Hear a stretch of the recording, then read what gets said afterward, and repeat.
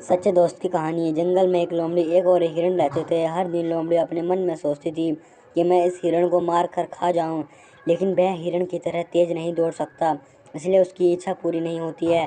एक बार लोमड़ी की एक चाल चली। रास्ते में बैठे बैठे हिरण रोने लगा। हिरण ने लोमड़ी को देखते देखा। उसने लोमड़ी से पूछा कि वह क्यों रो रही है। लोमड़ी कहती है, मेरा कोई दोस्त नहीं है, मैं अकेले कैसे रह सकती हूँ।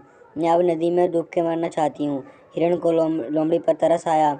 वह लोमड़ी से कहता है, मरने के बाद दोस्त कैसे मिलेंगे, जिंदा रहे तो दोस्त मिलेंगे। अगर तुम्हारे कोई दोस्त नहीं है तो आज से मैं दोस्त बन जाता हूँ, बस। लोमड़ी की चाल सफल रही। फिर हिरण और लोमड़ी साथ साथ घूमने लगे। उस जंगल में एक कौवा था जो कि वह हिरण का पुराना दोस्त था। उसने हिरण को लोमड़ी के साथ घुमाते देखा और पूछा, दोस्त दोस्त तुम्हारे साथ यह नया कौन है। हिरण कहता है, यह मेरा नया दोस्त है। कौवा कहता है, एक दूसरे को भली भांति जानने बिना दोस्त मत बनाओ। यह सुनकर लोमड़ी ने कहा, कौवा भाई, दोस्त बनने के बाद ही हम एक दूसरे को जानते हैं। आप भी हिरण को पहले कहाँ जानते थे। लेकिन कौवे को लोमड़ी पर भरोसा नहीं था। एक दिन लोमड़ी हिरण को एक खेत में ले गई। वहाँ उन्होंने बहुत सारा अच्छा खाना खाया। फिर दोनों दोस्त रोज उस खेत में जाने लगे। एक दिन खेत के मालिक ने देखा कि खेत में फसल बर्बाद हो रही है और उसने खेत में जाल बिछा दिया। हिरण उसमें फंस गया। लोमड़ी की चाल सफल रही। जाल में हिरण के मरने का इंतजार करते हुए लोमड़ी कुछ दूर तक जाकर बैठ गई। उस दिन जंगल में कौवे ने हिरण को नहीं देखा, इसलिए वह चिंतित हो गया।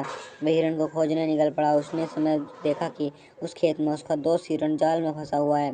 कौवे ने हिरण को हिम्मत दी और कहा, दोस्त तू चिंता मत कर, तू जैसे मर गया वैसे नाटक करना पड़ेगा। जब मैं कहूँगा तब तू उठ के तेज दौड़ के वहाँ से भाग जाना। कुछ देर बाद खेत का मालिक वहाँ आया।